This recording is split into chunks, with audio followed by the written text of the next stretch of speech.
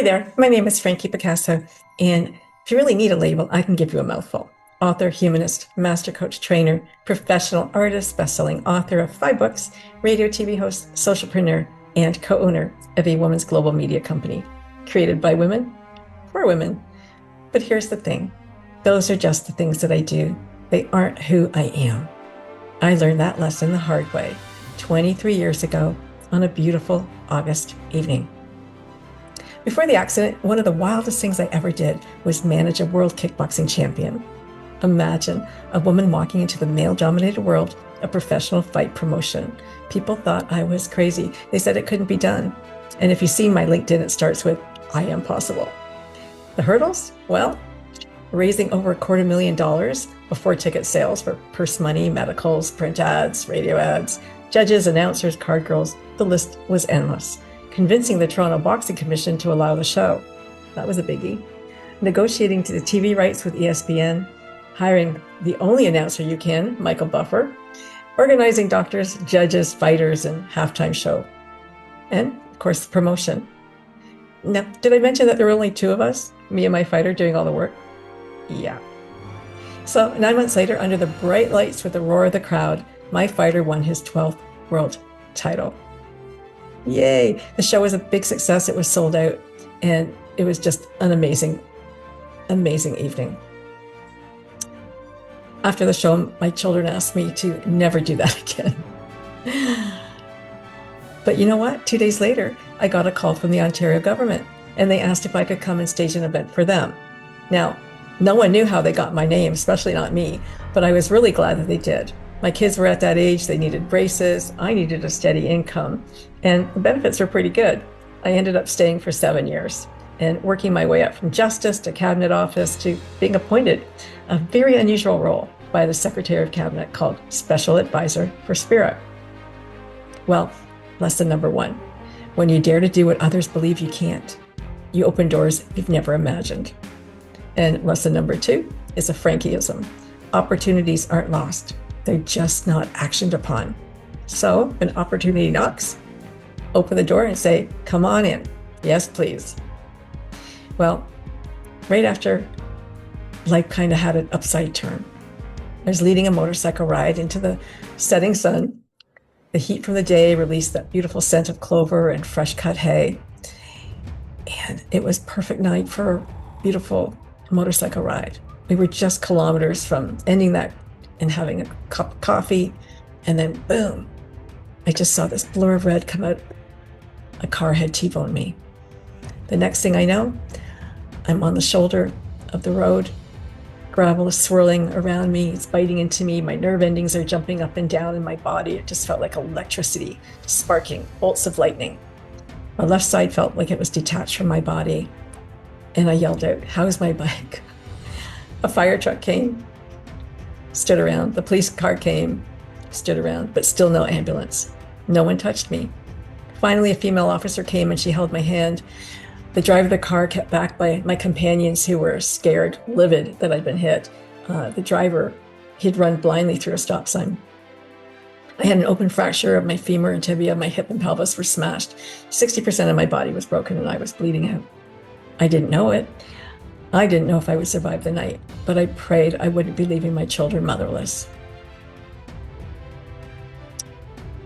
The next 6 months were hospitals and surgeries and rehab, and everything that once defined me was stripped away. I divorced my husband while I was in the hospital. I lost my job. It was reorganized in a political shuffle. I no longer was a drummer in the band. The band came and collected their gear. And I wouldn't be going to Shanghai with my dragon boat team. I was on the Canadian Masters dragon boat team and we were 7 days from going to Shanghai. I finally came home 3 days before Christmas, and both my dogs got out and one didn't come back. She died of fright and cold that evening. And a month later, the rod in my femur broke, and it would be a year before I could get that fixed. But I was still a mom. But while I was away, I agonized those 6 months that my kids basically had to look after themselves. It was a really, really hard time. Sounds like a bad country song, right? But this was my new reality. Lesson number 3, pain can reshape you, but it doesn't define you. Oh, and trying is lying. Lesson number 4. You can't try to drop a pencil. You either do it or you don't. You can't try to dip your toe in the water. You either do it or you don't. And I came to understand this lesson profoundly when my physiotherapist asked me to move my leg. It was like this. I said, I'm trying. Consciously, I believed that. But subconsciously, deep down, I knew it was going to hurt like hell. And if I didn't move it, I would never walk again. So one more time, trying is lying. Do it or don't. There is no try. I finally moved it. So with everything gone, I finally understood I was none of the things I thought defined me. Not a wife, not a drummer, not a dragon boater, not a special advisor for spirit. Who I was, really, once the labels were stripped away, well, that night I experienced what some people would call the dark night of the soul. That's a profound period of inner struggle, of doubt and personal crisis that challenges your identity and forces reflection and transformation. I was going through a metamorphosis. So what did I do? What any self-respecting woman would do. I rebuilt myself from scratch, alone. While still in rehab, I discovered coaching. And at first it was a distraction. I went to school online and then I became a master coach and eventually I taught it. I also became a professional hypnotherapist, an artist, a best-selling author, a radio TV host, a socialpreneur, a philanthropist in training, and a co-owner of a global media company. I lost a lot, but I gained something greater. Unequivocally, I knew that I was unstoppable, and I could be and do whatever I chose to be, and I could choose over and over what that was going to be, and you can too. Lesson number 5, reinvention is always possible. Here's another Frankieism. You know, Shakespeare wrote, all the world's a stage, and all the men and women merely players. They have their exits and their entrances, and one man in his time plays many parts. So I'm asking you sincerely, if you don't like the role that you've been cast, if you don't like your life, why haven't you changed it? Why live a life you hate? Or at best, one that's mediocre? When you can just rewrite it, like ask the director for a new role. You know them well. Oh, you don't know who that is? It's you. You're the director of your life. The Japanese have a word for this. It's called Kaizen. It's continuous improvement, small steps adding up to big transformation. Kai is change or improvement, and Zen for the better. Try it. Kaizen. You know, the best advice my father ever gave me was anyone can do it with money. What can you create without it? You know, just imagine the freedom and the creativity this unlocked. I think it's my superpower. My dad was an immigrant. He was an 8th grade education. He became a self-made millionaire many times over. How? He dreamed big. He believed in his abilities. He wasn't afraid of hard work, and he wasn't afraid to go after what he wanted. And he also treated everyone with the same respect. It made no difference to him who they were, where they came from. And you know what? Everyone loved him. Lesson 7. Remember, you can get where you want to go, and you don't have to climb other people to do it.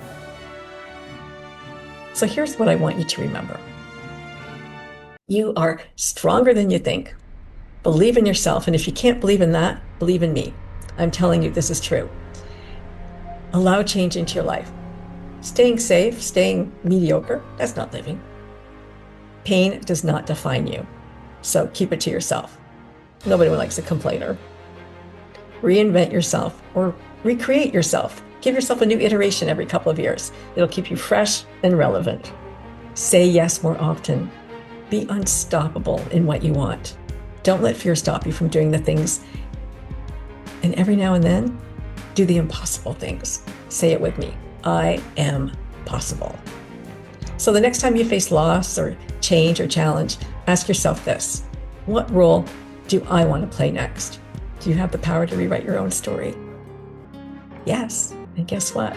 I believe in you. And I'm Frankie Picasso.